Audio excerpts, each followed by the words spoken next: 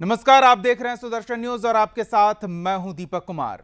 महाराष्ट्र में सियासी खींचतान के बीच शाहरुख खान के बेटे आर्यन खान के ड्रग केस को लेकर शुरू हुआ बखेड़ा अब नवाब मलिक और देवेंद्र फडणवीस के बीच बमबारी का विषय बन चुका है। जी हां, सियासी बमबारी हो रही है महाराष्ट्र में और देवेंद्र फडणवीस ने प्रेस कॉन्फ्रेंस कर जो बमबारी करने की बात कही थी, उन्होंने आरोप लगाया है कि मंत्री नवाब मलिक के अंडरवर्ल्ड से साठगांठ हैं और मुंबई को दहलाने के जो आरोपी हैं उनसे खरीदारी की गई है जमीन की और इसके आधार पर अंडरवर्ल्ड से रिश्ते के आरोप लगाए हैं।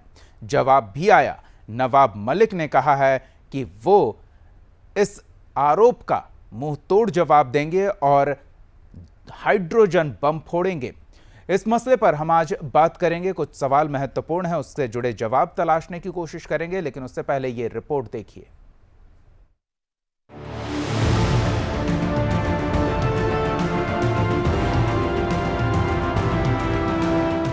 दिवाली का त्योहार बीत गया, लेकिन महाराष्ट्र में बम पटाखों की गूंज अभी तक सुनाई दे रही है।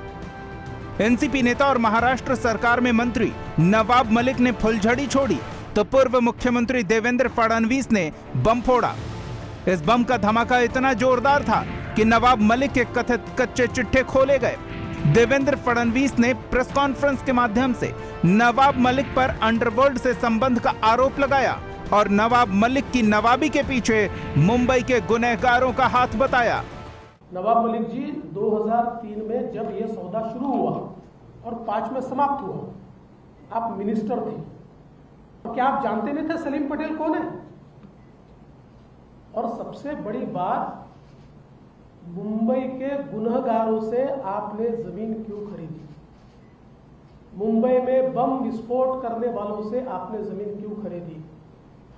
और ऐसी कौन सी बात थी जिसके कारण ये मुंबई के गुनहगारों ने एलबीएस रोड पर 3 एकड़ की जमीन आपको 20 लाख रुपए में दी थी? सवाल ये उठता है कि इनके ऊपर टाड़ा था, टाड़ा उस समय शायद बेल पर बाहर आए होंगे, इसलिए वो कर पाए, वो अभी उसमें असर्टन नहीं कर पाया। इनके ऊपर टाड़ा लगा था और टाड़ा का अगर आप कानून देखें तो टाड़ा के कानून में टाड़ा का जो आरोपी होता है या कन्विक्ट होता है, उसकी सारी प्रॉपर्टी सरकार जब्त करती है। उसको सरकार जब्त करने का प्रावधान है। तो क्या ये टाड़ा के आरोपी की प्रॉपर्टी जब्त न हो, इसलिए फिक्टिशियस कंसिडरेशन के ऊपर आपको ट्रांसफर की गई? अब फडणवीस ने तो बम फोड़ दिया है, पर नवाब मलिक ने इस बम को फुस करार दिया। बतौर मलिक वह फूटा ही नहीं बल्कि फुस्स हो गया। मलिक ने कहा कि वो बुधवार की सुबह 10 बजे देवेंद्र फडणवीस और उनके अंडरवर्ल्ड के कनेक्शन का हाइड्रोजन बम जरूर फोड़ेंगे। नवाब मलिक ने देवेंद्र फडणवीस पर निशाना साधते हुए कहा कि आपने प्रेस कॉन्फ्रेंस में यह भी कहा था कि मेरे दामाद के घर से ड्रग्स बरामद हुआ था। आप बयान देने के बाद माफी नहीं मांगते हैं।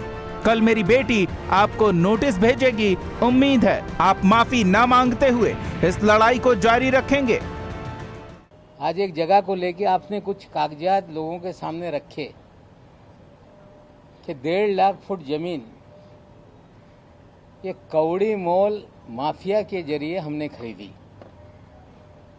हमें लगता है आपके जो मुखबिर हैं,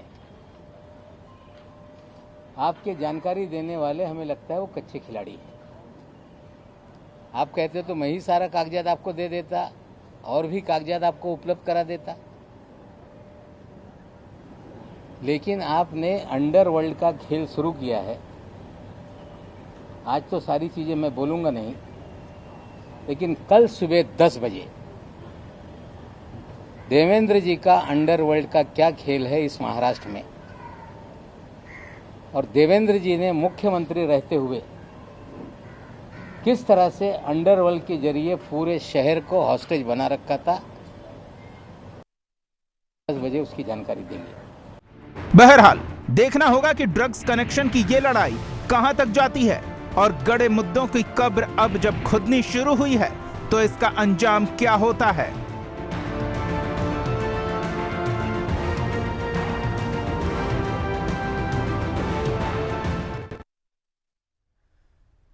तो देवेंद्र फडणवीस की ओर से बम फोड़ा गया, जिसे नवाब मलिक की ओर से फुस करार दिया गया और साथ ही ये कहा गया है कि हाइड्रोजन बम फोड़ा जाएगा।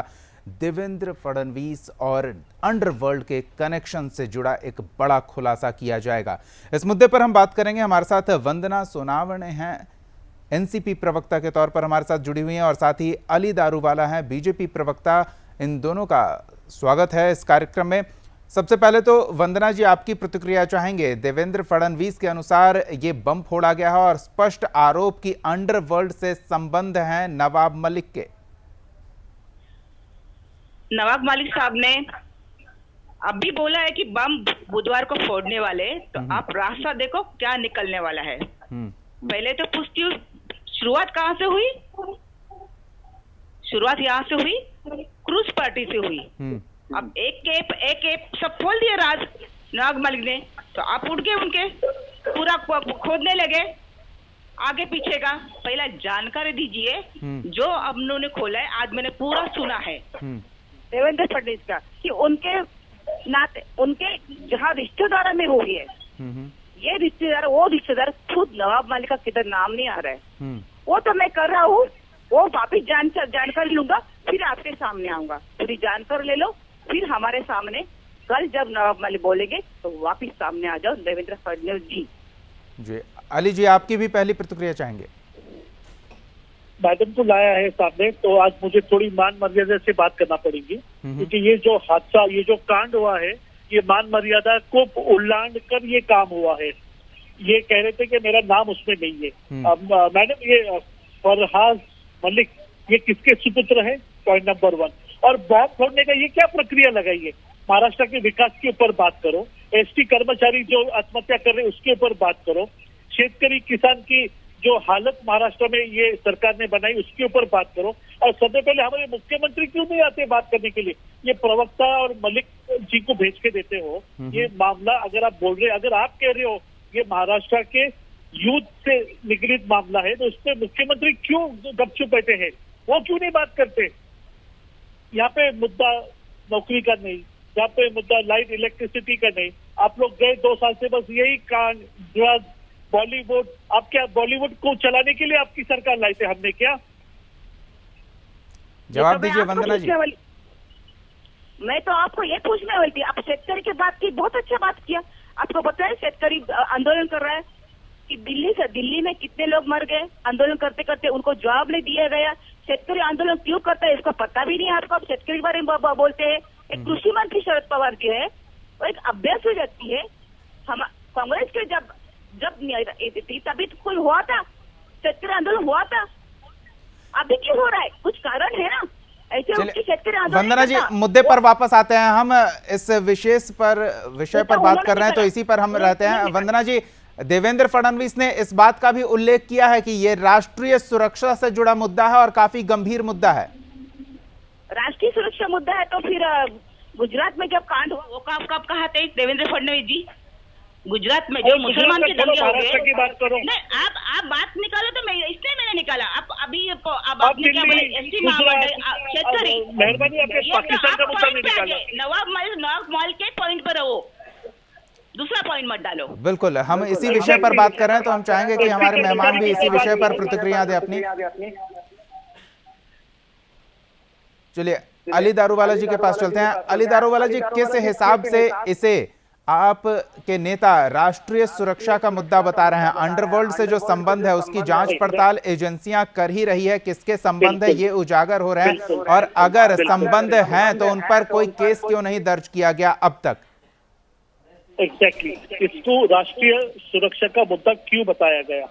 आपने एक नाम सुना रहेगा, 1993 बॉम्ब ब्लास्ट केस में शाह वली खान जो मेन मुखबिर था, जो मेन विटनेस था, जिसी ने बताया कि आरडीएक्स मेरे गाड़ी में रखा गया, और टाइगर मेमन के बोलने पर वो आरडीएक्स बॉम्बे स्टॉक एक्सचेंज के ऊपर प्लांट किया गया। जहाँ पे लाखों हजारों लोगों को उससे हानि हो गई, हजारों लोगों की मौतें हो गई। ऐसे लोगों के साथ इनकी कंपनी, जो कंपनी का नाम है सॉलिडस इन्वेस्टमेंट, वो डील करता है जी। तो इसके बारे में आप थोड़ा प्रकाश डालेंगे वंदना मैडम? अब यह है, कल बुधवार को पूरा बम फोड़ने वाले इसमें सब कुछ आ गया। अब कल तक नहीं, वंदना जी, कल जो धमाका होगा उस पर कल बात करेंगे। आज जो मुद्दे सामने आए हैं उस पर तो बात किया जाना जरूरी है ना। उन्होंने सिर्फ उनके नाते का बात की है, उनके घर वालों के बारे में। रजिस्टर्ड एग्रीमेंट उन्होंने क्लियर नहीं बोला। देवेंद्र फडणवीस क्या बोले पता है? अभी मैंने क्लियर नहीं किया, इसकी छानबीन करूंगा, वापिस मैं आपके पत्रकारों के सामने आएंगे, ऐसा उन्होंने मैंने क्लियर नहीं सुना। मेरे पास वीडियो है वो। हम भी सारी बातें सुन रहे थे, सारी बातें हमारे भी संज्ञान में है। वंदना जी, सवाल ये है कि जब पता है कि प्रॉपर्टी किसकी है और उसके ऊपर किस तरह के केस चल रहे हैं, टाडा संबंधित आरोप हैं और टाडा के केस लगे हुए हैं, फिर उस व्यक्ति की संपत्ति सरकार जब्त करती है, तो सरकार में उस समय थे नवाब मलिक, तो बाकायदा इसे सरकारी संपत्ति घोषित की जाती, ना कि उसे खरीद कर उसका मालिकाना हक खुद ले लेने की बात होती। इस संबंध में तो आरोप है। देखिए, मैंने अभी बात की, आज की बात कर रही हूँ। आज हमें यहाँ से पता चला, हमें जो सूचनाएं आई है कि कल पूरा क्लियर होने वाला है। आज जो बातें थी तो अधूरी है और पूरी नहीं है। खुद देवेंद्र फडणवीस बोले कि मैंने जो आज दिखाया है, तो पत्रकार ने उनको पूछा कि ये बात क्या नहीं, इसके बाद में जानबीन शुरुआत, मतलब आधी बात है, पूरी बात उन्होंने बताई नहीं है। जो उन्हें कागज अधिकार, माहिती का अधिकार, मैं भी साधी कार्य करती हूँ, मैं भी माहिती का अधिकार निकल तो सब कुछ निकल जाएगा। RTI डालेगा तो सब कुछ निकल जाएगा। वो सब और डालो और क्लियर करो। आधी अधूरी बात पे तुम लोग पत्रकार परिषद मत लो देवेंद्र फडणवीस जी, पूरी बात सब सुनो, पूरी बात बाहर आने दो, फिर कल हम बता। आज के लिए मैं यही बोलती हूँ कि पूरी बात। अली जी, वंदना जी जो कह रही हैं उसका मतलब यही निकलता है कि गुमराह किया जा रहा है आधी अधूरी जानकारी देकर, क्या कहेंगे? ठीक है, अच्छी, अगर उनके पास जानकारी नहीं है, चलो इनको हम और 12 घंटा देते हैं, आप जानकारी ले लो, कल सुबह 10 बजे जो खुलासा आप कर रहे हैं हम उसके इंतजार करते हैं। अच्छा मैडम, अनिल देशमुख को जो अरेस्ट किया है, जब पत्रकार परिषद लेती ना तो मैं मानती। लेकिन वंदना जी, लेकिन ये जानकारी तो सीधी और स्पष्ट है कि जिस व्यक्ति से प्रॉपर्टी ली गई है, जो जानकारी देवेंद्र फडणवीस ने सामने रखी है, उसे आधी अधूरी जानकारी कैसे कह रहे हैं आप? दूसरी बातों पर इस तरह की बात कह सकते हैं, लेकिन प्रॉपर्टी खरीदी गई है, खरीदने वाले नवाब मलिक से संबंधित हैं, और ऐसे में जिनसे प्रॉपर्टी खरीदी गई है वो मुंबई को दहलाने के आरोपी हैं, उन पर टाडा का केस था, और जो सरकारी संपत्ति होनी चाहिए थी जब्त करके उसे सरकार में मौजूद एक व्यक्ति खरीदकर निजी संपत्ति बना लेता है। ये जानकारी तो स्पष्ट है। देखो, मेरे भाई ने संपत्ति खरीदी, उसमें मेरा कुछ आभास नहीं है। अभी उन भाई ने, बेटे ने खरीदा मैम, उसके अंदर कुछ वक्त के नवाब मलिक भी पार्टनर थे। मेरा बेटा कुछ करता है, क्या करता है, ये सब जानकारी उनको मिली है, सब देंगे। आज देवेंद्र फडणवीस खुद खुलासा किया है कि मैं कुछ खुलासे और करूंगा और जानकारी लूंगा, यही बात हो गई। और मेरा बेटा, मेरा भाई, मैं खुद नहीं हूँ, मैं खुद आई, उन्होंने नहीं किया है, और खुद किधर भी नाम उनका नहीं है। वंदना मैम, उन्होंने कहा ऐसे और 4 प्रॉपर्टीज है जो अंडरवर्ल्ड कनेक्शन से लिया है। आपका दामाद ड्रग्स डील में अंदर जाता है, आपका बेटा अंडरवर्ल्ड लोगों से प्रॉपर्टी लेता है। ऐसे नेताओं को आपने चुन के हमारे सत्ता पे, हमारे सर पे लाके आपने लादा है। आपने क्या किया है पता है?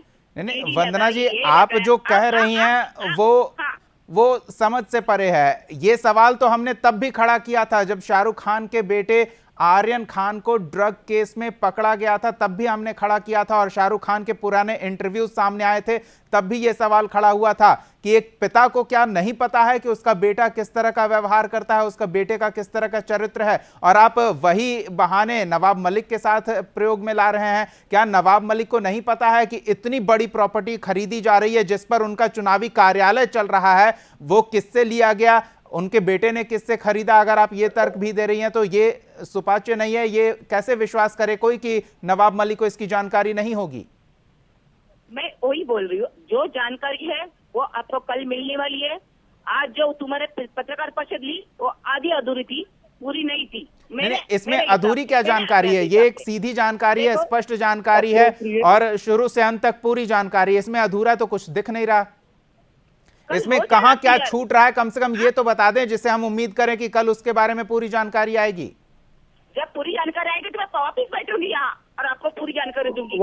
आधी अधूरी जानकारी पे उन्होंने लिया है। मैं स्पष्ट बोलती हूँ, उन्होंने जो दिखाया RTI निकाला, मैं भी नाइटी का अधिकार निकाल सकती हूँ, मैं भी खुद कर सकती हूँ, एक आम आदमी कर सकता है। लेकिन जो जानकारी मैंने खुद उसको वीडियो देखा है, खुद बोला है प्रवीण भाई, उन्हें पत्रकारों ने कुछ सवाल पूछे तो वो क्या बोले कि ये जानकारी जो पत्रकार ने पूछा कि ये बात ये क्या हो गया, तो बोले नहीं इसके बारे में और मैं खुलासा कल करूंगा।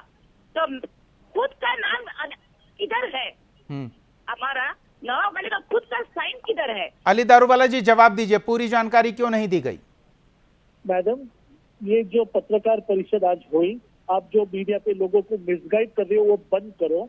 ये पूरा फुल एंड फाइनल रिपोर्ट है 2005 में जब आपकी सरकार थी। इसका जो कृष्ण प्रसाद जो कमिश्नर ऑफ पुलिस है उनका रिपोर्ट है। इसके अंदर हसीना पारकर जो महाराष्ट्र के दुश्मन, भारत देश के दुश्मन दाऊद इब्राहिम की सिस्टर के साथ आपका रिलेशन इस्टेब्लिश होता है और आप कहते हैं जानकारी नहीं है हमारे पास। आपको शर्म कैसे नहीं आती? आप रात में सो कैसे सकते हैं वंदना मैडम? किसी के बारे में ऐसा बोलना ठीक नहीं है सर। नहीं, वंदना जी, अली दारूवाला जी अपने मन से कुछ नहीं कह रहे हैं, ये कोई मनगढ़ंत कहानी नहीं सुना रहे हैं। ये जो डॉक्यूमेंट मिला है जिसको लेकर देवेंद्र फडणवीस ने प्रेस कॉन्फ्रेंस किया, उन्हीं बातों को तो दोहरा रहे हैं। ये अपने मन से कहां कुछ गढ़ रहे हैं। तुमने बात करने का तरीका मैं बोल रही हूँ पूरी जानकारी, और फिर बाद सामने आओ। सब भ्रष्टाचार जो लोग बीजेपी में आप ले चुके, इस पे ईडी लगाओ, इससे भ्रष्टाचार डालो, बस वो हमारे में आ गया, वो अभी बीजेपी का हो गया, फिर वो दूल्हा हो गया। सीबीआई लगाओ। अरे आप गुनाह कर रहे हो, आप चोरी कर रहे हो, आप भ्रष्टाचारी है, इसलिए आपके पीछे ये सारे लोग लगे हैं। अगर आप साफ सुथरे रहते आपके पीछे कोई भी एजेंसी नहीं लगती। भ्रष्टाचारी पीछे पड़ के फिर बाद में बीजेपी का हो गया और दूध का धुला हो गया। इस तरह के राजनीति आप चल रहे, लेकिन आपका क्लियर हो रहा है, कल पूरा क्लियर हो जाएगा, तब आप वापस मेरे सामने आके बात कीजिए। मैडम आप रिकॉर्ड पे बोलो, आप रिकॉर्ड पे बोलो। वंदना जी क्या क्लियर नहीं है, एक बार ये तो अली दारूवाला जी को बताइए, तब शायद वो कुछ क्लियर कर पाए। आधी अधूरी है जो पत्रकार परिषद सामने ली, वो आधी अधूरी है। आधी अधूरी पत्रकार परिषद देवेंद्र फडणवीस को शोभा नहीं देती। पूरा ले लो, कल बम फुटकाने तो फूटने वाला है, और कल देख लो बीजेपी का सरकार है ना, ईडी लगा, भ्रष्टाचारी सरकार, भ्रष्टाचारी मंत्री, आप 23 में कितने लोग हैं? राष्ट्रवादी कांग्रेस शिवसेना से ये भ्रष्टाचारी राष्ट्रवादी का घोषणा तुम्हारे ने प्रवेश दीपक किया, वो अच्छा हो गए, दूध के धुले हो गए। अली जी बोलिए। दीपक भैया इनका जो नाटक है, इनका जो पोल खोले 2 दिन पहले,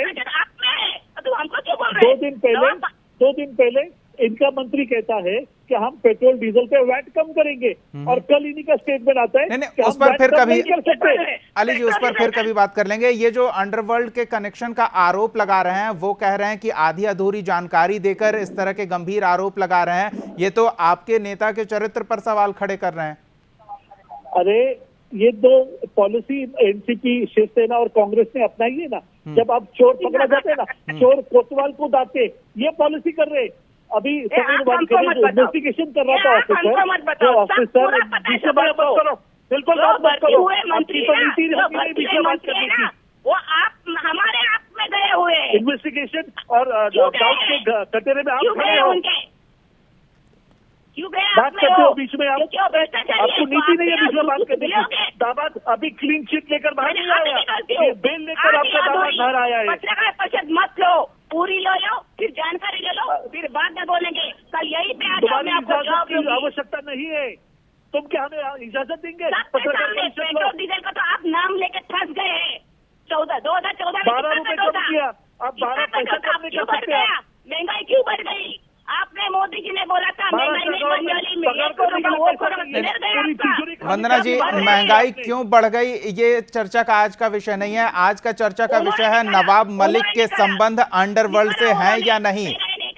नहीं वंदना जी, आज के चर्चा का विषय ये है कि नवाब मलिक के संबंध अंडरवर्ल्ड से हैं या नहीं। इस पर क्या कहेंगे, इस पर कहिए। कल जानकारी आपको मिलेगी, आप पूरी जानकारी लेंगे तो अली जी,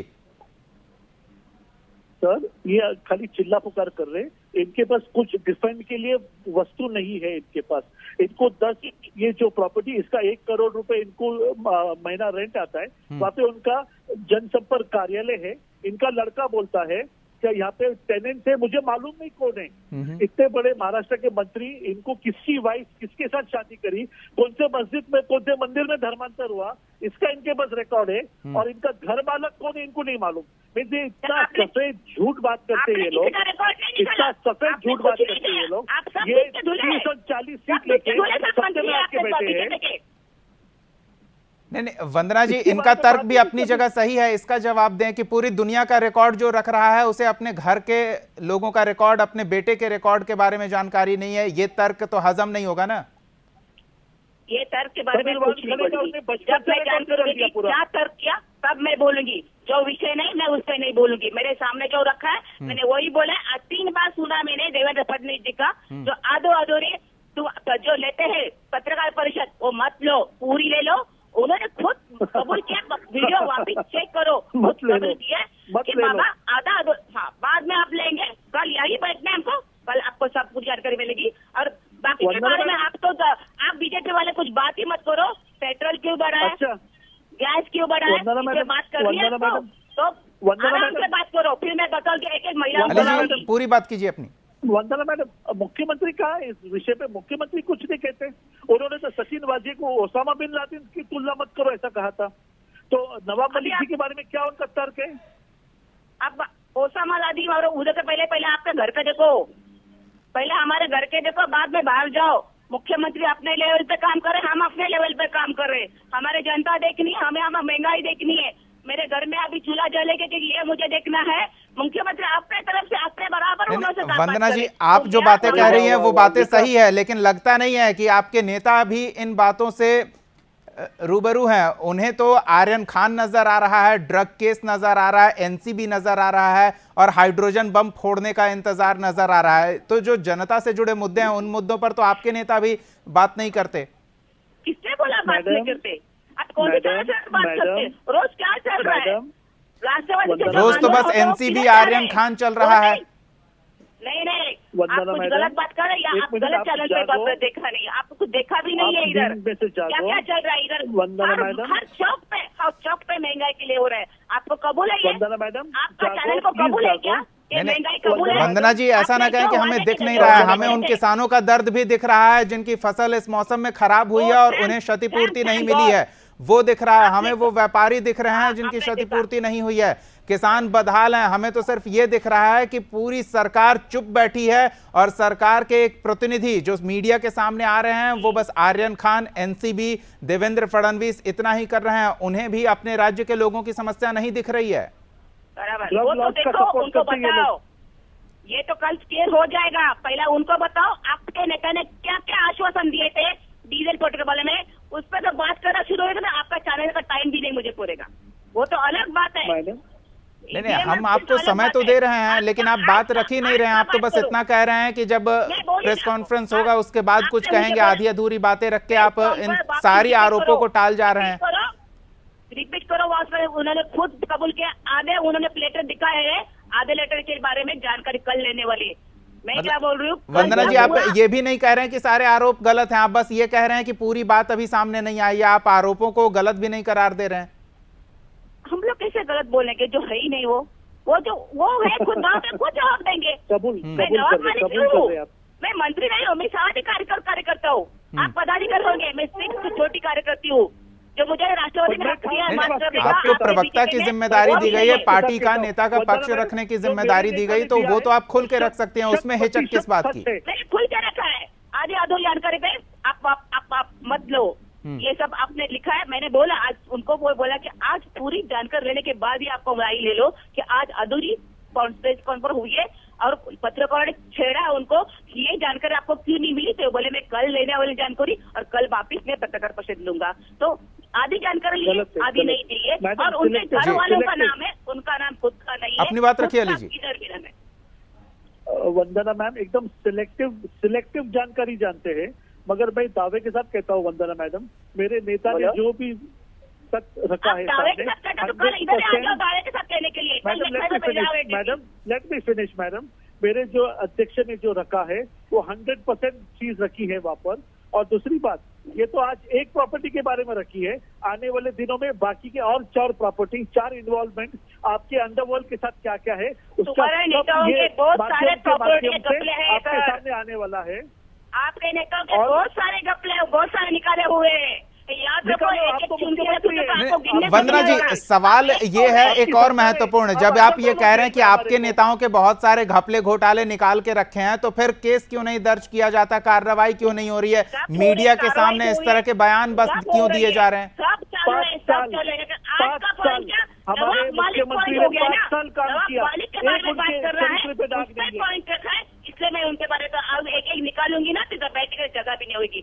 सब भ्रष्टाचारी बीजेपी में है और सब लोगों को भ्रष्टाचार बनाया रहा है। चलो हमारे बीजेपी में हम तुमको मंत्री बनाते हैं, जनता जनार्दन जानती है सरकार भ्रष्ट कौन है।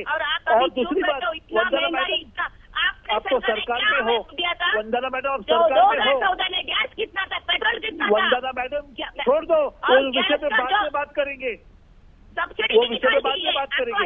आप तो सरकार में हो, आपकी सत्ता है, अगर आपके पास इतने पुरावे हैं वंदना मैडम, आप लोग हमको जेल में क्यों डालते? पूरी नहीं थी, जेल में तो अपने लोग 3 बार वीडियो देख रही मैं, वो पूरा नहीं था, असत्य है और अर्धसत्य है। अर्धसत्य जानना है तो उनको बोलो, आप जाके उस मतलब अब हाइड्रोजन बम फूटेगा और बीजेपी का विनाश होगा, ये वंदना जी कहना चाह रही हैं।